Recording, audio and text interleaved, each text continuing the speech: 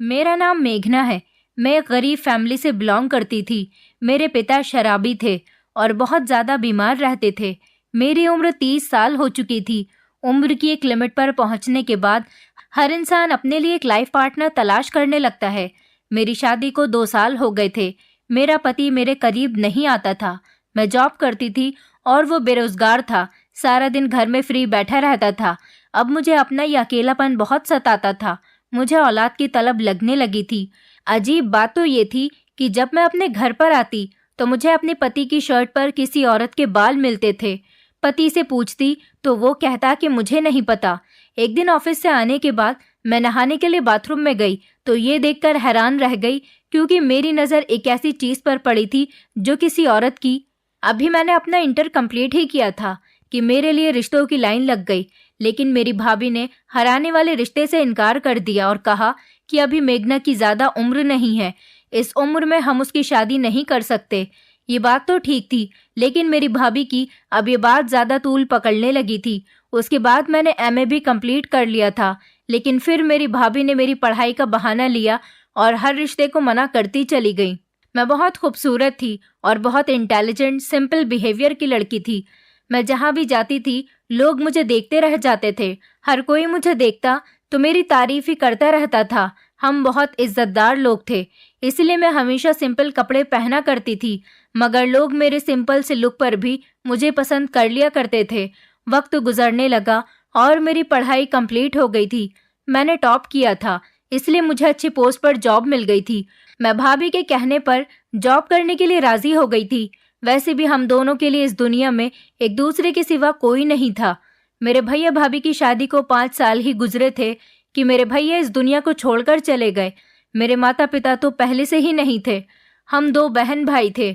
अब भैया के मर जाने के बाद भाभी और मैं ही इस घर में बचे हुए थे। भाभी ने भैया की विधवा बनकर अपनी सारी जिंदगी गुजारने का फैसला कर लिया था। भाभी का कहना था कि अगर तुम जॉब नहीं करोगी तो फिर हमारा गुजारा कैसे होगा। उन्होंने कहा कि अगर मैं तुम्हारी जितनी पढ़ी लिखी होती तो मैं जॉब कर लेती। भाभी का भी इस दुनिया में कोई नहीं था। कहने को तो उनके 3 भाई थे, लेकिन कोई भी अपनी बहन को नहीं समझता था। मैं भी अब मजबूर होकर जॉब करने लगी। लोग हैरान थे कि मुझे इतनी बड़ी कंपनी में जॉब कैसे मिल गई। मेरी सैलरी भी बहुत अच्छी थी और मैं सारे पैसे भाभी को लाकर दिया करती थी। बस कुछ पैसे ही अपने लिए रोक लेती थी, क्योंकि घर के सारे काम तो भाभी को ही देखने होते थे। मेरी पिक एंड ड्रॉप कंपनी की जिम्मे थी। मेरी जॉब देखते हुए मेरे लिए बड़े घरों से भी रिश्ते आने लगे थे, मगर भाभी हर रिश्ते से इनकार कर दिया करती थी। मैं अब इस तरह की जिंदगी से थक चुकी थी और मुझे भी अब लाइफ पार्टनर की जरूरत थी जो हमेशा मेरे सुख दुख में मेरा साथ दे। मगर भाभी ने तो जैसे मुझे पैसे कमाने की मशीन समझ लिया था। कई बार तो मैं उनको बंद शब्दों में भी कह चुकी थी कि मुझे शादी करनी है, मगर वो मेरी बात को एक कान से सुनकर दूसरे कान से निकाल दिया करती थी। उन्हीं दिनों मेरे ऑफिस में काम करने वाले एक लड़के ने मुझे प्रपोज किया तो मैं हैरान रह गई थी। वो मुझसे उम्र में बहुत ज्यादा बड़ा था। उसकी पहले शादी हो चुकी थी और उसकी पत्नी मर चुकी थी। उसके मुंह से शादी का प्रपोजल सुनकर मैं दंग रह गई थी। मेरे तो जैसे पैरों तले से जमीन निकल गई थी। मैं घर आकर अपने कमरे में बंद हो गई और अपनी किस्मत पर बहुत रोई।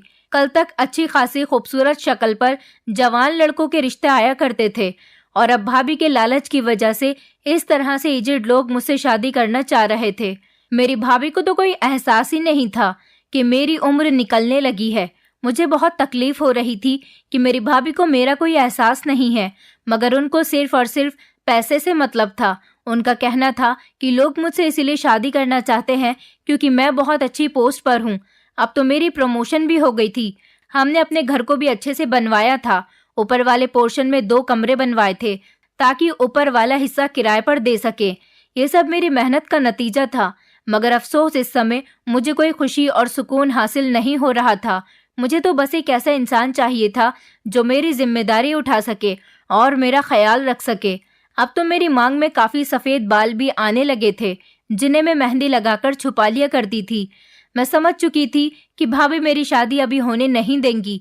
एक दिन तो मैंने उनको कहा कि आज कुछ लोग आ रहे हैं मेरे रिश्ते के लिए, तो वो ये बात सुनकर तो मुझ पर बहुत गुस्सा करने लगी। बोली, तुमसे जवानी संभल नहीं रही, मुझे देख लो, जब मैं विधवा थी तो जवान थी, मैंने भी तो किस तरह से अपनी जवानी को कंट्रोल किया है ना। उनके मुंह से ये सब कुछ सुनकर मुझे बहुत तकलीफ हुई थी, लेकिन मैं बर्दाश्त कर रही थी। मुझे अब हर हाल में शादी करनी थी। ये रिश्ता मेरी फ्रेंड ने अपने देवर के लिए बताया था। मेरी फ्रेंड के देवर की पत्नी मर चुकी थी, उसके पास कोई बच्चा भी नहीं था। मेरी भाभी ने मेरी उम्र निकाल दी थी, इसीलिए मेरी फ्रेंड का कहना था कि अब तुम्हारी उम्र काफी निकल चुकी है, तुम अपने लिए कुंवारे लड़के का ख्याल तो अपने दिल से निकाल दो और जो मेरा देवर है उसी के साथ शादी कर लो। वो बहुत अच्छा इंसान है, उसका काम भी बहुत अच्छा है, वो बहुत अच्छा बिजनेस करता है। तभी मैंने उस लड़की की फैमिली को बुलवाया था, लेकिन मेरी भाभी ने उन लोगों की खूब इंसल्ट की।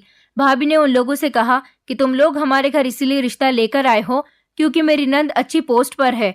तुम लालची लोग हो, मैं तुम लोगों के यहाँ अपनी नंद का रिश्ता नहीं करूंगी। ऐसी बातें सुनकर भला कौन शरीफ इंसान बर्दाश्त कर सकता है। उन लोगों को भी गुस्सा आ गया था और वो हमारे घर से चले गए थे। इस रात मैं अपनी भाभी के सामने खड़ी हो गई थी। भाभी, आपने इतना अच्छा रिश्ता ठुकरा दिया, अब देखना मैं खुद ही शादी करके दिखाऊंगी और आपको छोड़कर इस घर से चली जाऊंगी। मेरी बातें सुनकर भाभी रोने लगी थी और कहने लगी कि तुम कैसी लड़की हो, मुझे तुम्हारी फिक्र नहीं करनी चाहिए थी, तुम्हें अकेला छोड़कर मुझे शादी कर लेनी चाहिए थी। मैंने सिर्फ तुम्हारी खातिर अपनी सारी जिंदगी ऐसे ही गुजार दी, क्योंकि मेरी जिंदगी तो मेरे पति के मरने के बाद तबाह हो गई थी। लेकिन मैं नहीं चाहती कि जैसे मैं लवारिस हो गई हूँ ऐसे ही तुम भी हो जाओ। भाभी का रोना धोना मुझ पर कोई असर नहीं कर रहा था। हमारे ऊपर वाले पोर्शन में एक किराएदार लड़का आया था, उसका नाम राघव था। वो उम्र में मुझसे 2 साल छोटा था। वो बहुत ज्यादा स्मार्ट था। मैं उसे पसंद करने लगी थी, वो भी शायद मुझे पसंद करता था। मैं उसकी नजरों से समझ गई थी। एक दिन उसने मुझे बहाने से अपना नंबर दिया और मैंने उसे कॉल की। मैंने उससे डायरेक्ट पूछा कि क्या तुम मुझसे शादी करोगे। मेरे सवाल को सुनकर तो वो कंफ्यूज हो गया था और उसने कहा कि क्या तुम मुझे पसंद करती हो। मैंने भी कह दिया, हाँ मैं तुम्हें पसंद करती हूँ। उसने कहा, अभी मेरे हालात ठीक नहीं चल रहे, मेरी जॉब भी नहीं है, इसलिए गुजारा बड़ी मुश्किल से हो रहा है, मैं आपको कोई सुख कैसे दूंगा। मैंने कहा कि मुझे किसी चीज की कोई कमी नहीं है, मैं खुद जॉब करती हूँ और घर चला सकती हूँ। अगर तुम राजी हो तो हम आज ही शादी कर लेते हैं। मेरे कहने पर वो काफी हैरान था और वो शादी के लिए तैयार हो गया था। हमने बिना किसी को बताए मंदिर में जाकर शादी कर ली थी। मैंने अभी राघव से कुछ टाइम मांगा था क्योंकि मुझे अपने घर में नहीं रहना था, दूसरी जगह रहने का बंदोबस्त करना था। लेकिन राघव ने खुद ही घर का बंदोबस्त कर लिया।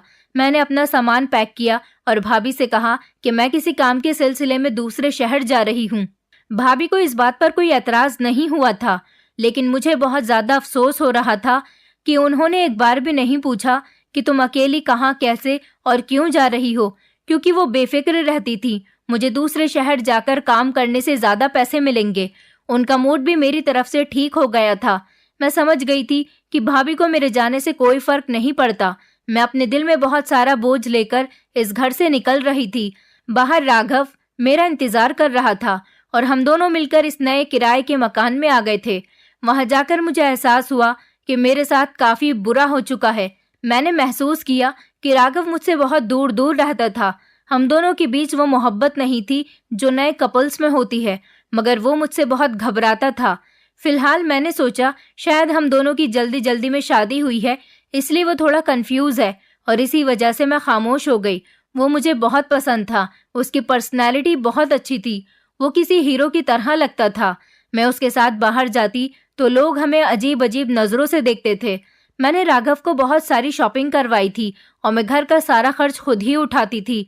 15 दिन बाद मैंने भाभी को खुलकर बताया कि मैंने शादी कर ली है और कहा कि भाभी आप मुझे अब माफ कर दो, मैं आपका खर्च आपको अब भी दिया करूंगी, मगर पहले जितना नहीं, क्योंकि अब मैंने अपना भी घर अलग बसा लिया था और खर्च भी बहुत थे। मेरी बात सुनकर भाभी को बहुत ज्यादा गुस्सा आ गया और वो कॉल पर ही चीखने चिल्लाने लगी थी।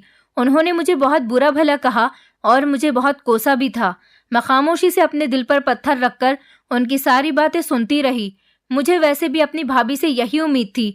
राघव के पास कोई काम नहीं था, इसलिए वो घर में ही सारा दिन गुजार दिया करता था या फिर बाहर अपने दोस्तों के साथ आवारागर्दी करने के लिए निकल जाया करता। मैंने उसे काफी टाइम तक बर्दाश्त किया। फिर एक दिन मैंने उससे कहा कि आखिर कब तक तुम इस तरह से खाली बैठे रहोगे।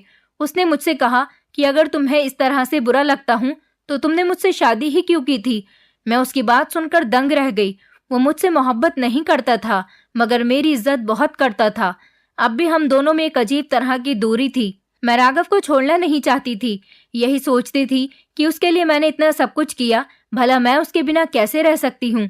मैंने फैसला कर लिया था कि मैं आइंदा उससे कोई सवाल जवाब नहीं करूंगी। अगर उसने मुझे छोड़ दिया तो मैं कहीं की नहीं रहूंगी। पहले ही लोग मेरी और राघव की शादी के बारे में अजीब अजीब तरह की बातें कर रहे हैं। मैं लोगों को बातें बनाने का और कोई मौका नहीं देना चाहती थी। रात को जब मैंने उसी दिन राघव से माफी मांगी तो वो भी शर्मिंदा हो रहा था। मैं हर वक्त राघव को पैसे दिया करती थी ताकि उसे मुझसे कुछ मांगना न पड़े। मुझे डर था कि वो मुझे छोड़ न दे, इसलिए मैंने उसका जेब खर्च भी बढ़ा दिया था। लेकिन काफी दिनों से मुझे ऐसा लग रहा था जैसे वो मुझे धोखा दे रहा है, क्योंकि काफी सारी ऐसी बातें मुझे घर में महसूस हो रही थी। मुझे उस पर शक होने लगा था। राघव के पेरेंट्स कभी उससे मिलने नहीं आए थे, बस कभी कभी वो ही अपने पेरेंट्स से मिलने के लिए चला जाता था। वो इसी शहर में रहते थे, लेकिन जब भी वो अपनी फैमिली से मिलने जाता तो मैं उन सब के लिए गिफ्ट भेजा करती थी। शादी के बाद तो मुझे ऐसा लगता था जैसे अब राघव को जॉब की कोई जरूरत ही नहीं है, उसे सब कुछ बैठे बिठाए जो मिल रहा था। हमारा ये किराए का मकान छोटा सा था और एक कमरे का ही था। राघव ज्यादातर बेड पर सोया करता था और मुझे सोफे पर सोने के लिए कहता था। मैं उसकी खुशी के मुताबिक सोफे पर ही सो जाती थी, क्योंकि जैसा वो कहता था मैं वैसा ही करती थी। मैंने इस कमरे में एक्सपेंसिव फर्नीचर डलवाया हुआ था। घर का किराया मुझे कंपनी की तरफ से मिलने लगा था, लेकिन बाकी के खर्चे बहुत थे। मैं भाभी के पास बहुत कम पैसे भेज पाती थी, क्योंकि रोज कोई ना कोई नया खर्चा निकल आता था। भाभी से अब मेरी कोई बातचीत भी नहीं होती थी। मैं बस उनके घर पैसे भिजवा दिया करती थी। भाभी को मेरे बारे में कुछ पता नहीं था कि मैं कहाँ रहती हूँ। वक्त इसी तरह से गुजरने लगा और मेरी शादी को 2 साल गुजर गए। अब मैं भाभी के साथ साथ राघव के लिए भी पैसे कमाने की मशीन बन गई थी। मुझसे मेरे कांटेक्ट के लोग पूछते कि अब तक तुम्हें कोई गुड न्यूज़ क्यों नहीं है, तो मैं कंफ्यूज हो जाती थी कि उन्हें क्या जवाब दूं। उनको क्या बताती कि अभी तक हम दोनों सिर्फ नाम के ही पति पत्नी थे।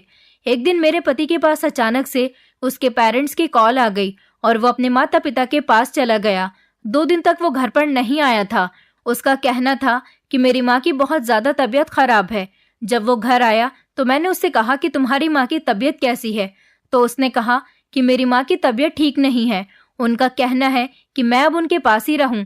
मैंने उससे कहा कि प्लीज तुम मुझे अपने साथ अपने घर लेकर चलो, तो वो मुझसे कहने लगा कि मैं तुम्हें अपने घर नहीं लेकर जा सकता, क्योंकि अभी तक मैंने तुम्हारे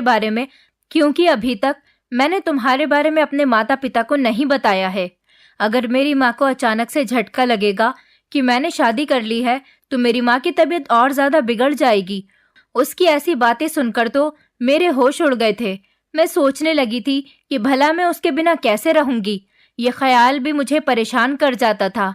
सारी रात मैं सो नहीं सकी थी कि न जाने राघव के दिल में क्या चल रहा है। हो सकता है कि वो मुझे छोड़कर अपने माता पिता के पास वापस चला जाए, क्योंकि उसकी जॉब ना लगने की वजह से उसके माता पिता ने उसको घर से बाहर निकाल दिया था और फिर वो हमारे घर किराए पर आकर रहने लगा था। मैं समझ गई थी कि उसे मुझसे कोई प्यार नहीं है। अगले दिन मैं ऑफिस गई तो मेरे सर में बहुत तेज दर्द हो रहा था और मैंने अपने ऑफिस से छुट्टी ली। घर आते ही मुझे अजीब एहसास हुआ। लेडीज परफ्यूम की खुशबू पूरे रूम में महक रही थी और उसी दिन मैं समझ गई थी कि अब मुझे फैसला करना ही होगा, क्योंकि मैं अच्छी तरह से समझ गई हूँ कि राघव क्या करना चाह रहा है और वो मेरे पीठ पीछे इस घर में जरूर किसी को बुलाता है। अब मेरे लिए शक की कोई गुंजाइश नहीं बची थी। वो मुझे धोखा दे रहा था। मैं कभी सोच भी नहीं सकती थी। उसी दिन मैंने फैसला कर लिया था कि मैं अपनी सारी तड़पती हुई ख्वाहिशों को पूरा करूंगी। इसलिए मैंने कोशिश शुरू कर दी थी और प्लान बना लिया था कि कब रात हो और मैं अपने कदम उठा लूं। मुझे उस जगह का एड्रेस भी मिल गया था। मुझे रात के वक्त जाना था ताकि किसी को कानो कान खबर न हो। रात को 8 बजे के टाइम पर हम दोनों पति पत्नी खाना खाकर सोने के लिए लेट गए थे। मेरा पति सो चुका था, जबकि मैं अपने बिस्तर पर लेटी हुई कब से 12 बजने का इंतजार कर रही थी। अभी तो सिर्फ रात के 10 ही बज रहे थे। मेरे पति राघव तो सो चुके थे और मैं चाहती थी कि आस पड़ोस के लोग भी सब लोग गहरी नींद में सो जाएं। यही टाइम था जब मैं घर से बाहर निकल सकती थी। वैसे भी यहाँ के लोग जल्दी सो जाया करते थे। मैंने आज सोच लिया था कि किसी न किसी तरह से यहाँ से निकलना जरूर है। मेरा पति राघव तो जल्दी ही सो गया था। मैंने हल्के से अपने पति को ध्यान से देखा कि वो सो रहा है या नहीं। वो बेड पर गहरी नींद में सो रहा था। उसे इस तरह से बेफिक्री से सोता हुआ देखकर मेरा दिल बहुत तड़पता था। जिस इंसान के लिए मैंने इतना बड़ा कदम उठाया था, उसे मेरी बिल्कुल भी फिक्र नहीं थी कि मुझ पर क्या बीत रही थी। मेरा दिल खून के आंसू रो रहा था। जब राघव को इस तरह से खुद से बेपरवाह देखा करती थी, न जाने वो मुझे किस बात की सजा दे रहा था। मैं खामोश बैठने वाली लड़कियों में से नहीं थी। बस अब मुझे उस टाइम का इंतजार है जब मुझे इस घर से निकलना था। मैं बार बार टाइम देखे जा रही थी। जैसे ही घड़ी में 12 बजे का टाइम हुआ तो मैं उसी टाइम धीरे से उठ बैठी। मेरी नजर अब राघव की तरफ थी कि कहीं वो किसी आहट से जाग न जाए। धीमे से मैंने अपने पैर जमीन पर रखे और चप्पल पहनकर दबे पैरों से कमरे से बाहर निकल आई। मेरा दिल जोर जोर से धड़कने लगा था। हाथ पैर भी कांप रहे थे, मगर मुझे हर हाल में आज घर से निकलना ही था। मैंने कमरे से निकलकर पीछे मुड़कर देखा। राघव अभी भी गहरी नींद में सोया हुआ था और जोर जोर से मुझे उसके खर्राटों की आवाज आ रही थी। मैंने धीमे से घर का दरवाजा बंद किया और चारों तरफ देखकर निकल आई थी। इस टाइम मुझे गली में कोई नजर नहीं आ रहा था। सारी गली सुनसान पड़ी हुई थी। मैं जल्दी जल्दी कदम उठाती हुई सीधी चलती चली जा रही थी। कभी कभी डर की वजह से पीछे मुड़कर देख भी रही थी कि कहीं कोई मेरे पीछे तो नहीं आ रहा, मगर वहां तो कोई भी नहीं था। मेरी बहुत बड़ी मजबूरी थी जिसने मुझे रात के टाइम पर निकलने पर मजबूर कर दिया था। औरत की भी एक अजीब ही कहानी होती है। वो रात के इस टाइम पर घर से निकलती है तो कैरेक्टरलेस और बिगड़ी हुई कहलाई जाती है, और अगर मर्द इस वक्त घर से निकलता है तो उसके कैरेक्टर पर कोई सवाल नहीं उठाता। मगर आज मुझे कोई भी डर नहीं था, क्योंकि वहां जाने से मुझे कोई नहीं रोक पा रहा था। मेरे अंदर की औरत जाग चुकी थी। मैं बहुत तेज कदम उठा रही थी ताकि जल्द से जल्द वहां पहुंच सकूं। लगभग 5 किलोमीटर का रास्ता मुझे पैदल ही तय करना पड़ा था, क्योंकि रात के इस टाइम पर कहीं भी कोई रिक्शा या ऑटो नजर नहीं आ रहा था और मुझे सुबह होने से पहले पहले ही वापस आना था, ताकि किसी को कानो कान कोई खबर न हो। वैसे भी मेरा पति तो सुबह को 10 बजे से पहले नहीं उठता था, मगर मुझे मोहल्ले वालों का डर था, क्योंकि हमारे मोहल्ले के लोग जल्दी उठ जाते थे। मैं इतनी तेज चल रही थी कि मैं गिरते गिरते भी बच गई थी। हर जगह कोई ना कोई पत्थर मेरे रास्ते में आ जाता था। मुझे चलने में बहुत प्रॉब्लम हो रही थी। इससे भी कहीं ज्यादा बड़ी प्रॉब्लम तो मेरी जिंदगी में आ गई थी, जिनको मुझे फेस करना था। और कितनी प्रॉब्लम्स को तो मैं बर्दाश्त कर लिया करती थी। एक लम्हे को तो मेरे कदम लड़खड़ाने लगे थे कि न जाने अब क्या होगा, लोग क्या कहेंगे, हर कोई मेरे कैरेक्टर पर उंगली उठाएगा। एक पल को तो मैं सोचने लगी थी कि वापस घर चली जाती हूँ। फिर मुझे वो धोखा और बेवफाई याद आ गई जो मुझे अपने पति से शादी करने के बाद मिल रही थी। वो इंसान जिसे मैंने बहुत चाहा था, उसने मेरी झोली में एक पल की भी मोहब्बत नहीं डाली थी। इस लापरवाह इंसान के लिए मैंने क्या नहीं किया था। मैंने उस इंसान के लिए खुद को भी मार डाला था। ये सब जब मुझे याद आता तो फिर मैं तेज कदम से चलने लग जाती थी। मेरे दिल दिमाग में जो डर था वो अब खत्म होता चला जा रहा था। चलते चलते आखिरकार मैं अपनी मंजिल तक पहुंची गई थी। इस जगह को देखकर मेरा दिल जोर जोर से धड़कने लगा था। मैं ठीक कर रही हूँ या नहीं, ये ख्याल बार बार मेरे दिल में आ रहा था और मुझे ठंडे ठंडे पसीने भी आ रहे थे। ये बहुत बड़ा पाप है। ये आवाज मेरे कानों में बार बार आए जा रही थी, जैसे कोई मुझे रोक रहा था। मैं भी तो क्या करती, मैं अपनी ख्वाहिशों को कब तक दबाती रहती। आखिर मैंने अपने कानों पर हाथ रख लिए और कदम बढ़ाने लगी थी। जैसे जैसे मैं आगे बढ़ रही थी, मेरे अंदर की आवाज दम तोड़ती जा रही थी। चलते चलते मेरे पैरों में दर्द होने लगा था। मैं यही सोच रही थी कि मैं जिसके लिए यहाँ आई थी, क्या वो भी मेरी इस तकलीफ को समझ पाएगा। ये सवाल मेरे दिल में बार बार उठ रहा था, मगर मुझे कोई परवाह नहीं थी। वैसे भी आज तक किसी ने मेरे बारे में सोचा ही कहाँ था। मैंने डरते डरते उस लोहे के दरवाजे को बजाया था और जैसे ही दरवाजा खुला, मैं अपने सामने उसे देखकर रह न सकी और जल्दी से उसकी तरफ बढ़ी। दिल निकलने वाला था। मैं बड़ी मुश्किल से वहां से निकल कर आई थी। अब कोई घबराहट मेरे दिल में नहीं थी। मेरे दिल दिमाग में बस सुकून ही सुकून छा गया था। खुशी मेरे अंग अंग से फूट रही थी। मैं जल्दी जल्दी कदम उठाती जा रही थी। अभी काफी अंधेरा था। ज्यादा चलने की वजह से मेरी टांगों में दर्द बढ़ता चला जा रहा था, मगर मैं एक पल को भी नहीं रुकी थी। मैंने दुपट्टे से अपने चेहरे को छुपाया हुआ था। मुझे डर था कि पूरी तरह से दिन ना निकल आए और चारों तरफ रोशनी ना फैल जाए। मैं उससे पहले ही अपने घर पहुंच चुकी थी। घर पहुंचते ही मैंने सुकून भरा सांस लिया और बिस्तर पर लेट गई थी। अब मुझे महसूस हो रहा था कि मैं कितनी थक चुकी हूँ, मगर मैं बहुत ज्यादा खुश थी। अब मैं इसके बिना एक पल भी नहीं गुजार सकती थी। मेरी दिली ख्वाहिश पूरी हो गई थी। अब मेरे पैर जमीन पर टिक नहीं रहे थे।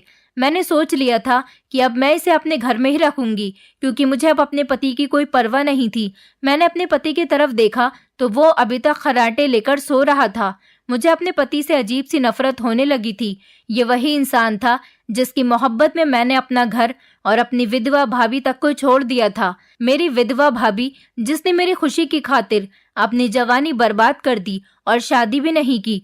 और ये था कि मेरे सारे एहसानों को भुला बैठा था। मैं राघव के इश्क में अंधी हो चुकी थी। हर टाइम उसे खुश करने के लिए सोचती रहती थी। हर टाइम उसकी खुशी के लिए कुछ न कुछ करती रहती थी। मगर काफी दिनों से मुझे कुछ अजीब सी गड़बड़ का एहसास होने लगा था।